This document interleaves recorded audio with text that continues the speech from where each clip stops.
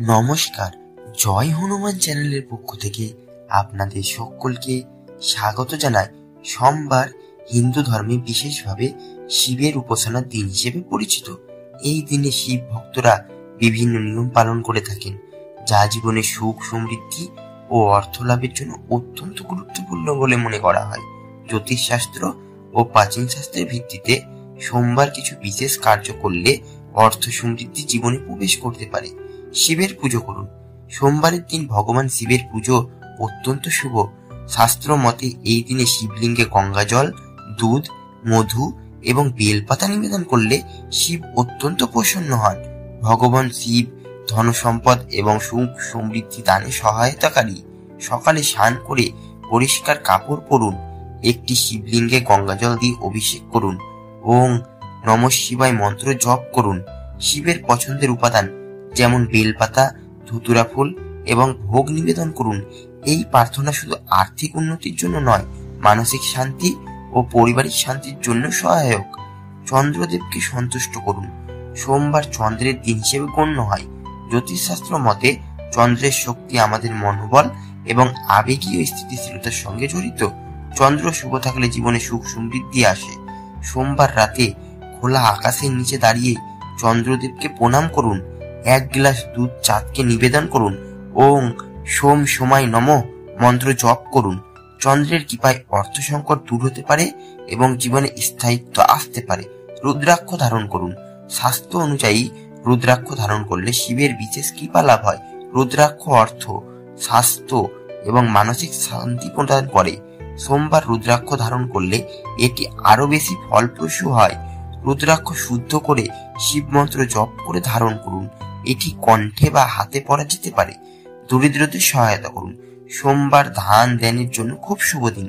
যারা আর্থিক সমস্যায় ভুগছেন তাদের এই দিনে দান করার অভ্যেস তৈরি করা উচিত। দরিদ্রদের জন্য সাদা কাপড়, চাল, দুধ বা চিনি বিতরণ করুন। এটি আপনার পাপ কমাবে এবং শিব ও চন্দ্রদেবের কৃপা আনবে। দরিদ্রদের সাহায্য করলে জীবনে ইতিবাচক শক্তি বৃদ্ধি পায়, যা আর্থিক উন্নতির পথ খুলে দেয়। একাদশী ব্রত পালন করুন। যদি সোমবার একাদশী তিথিতে পড়ে তাহলে এই দিন ব্রত পালন করলে বিশেষ ফল লাভ করা যায়।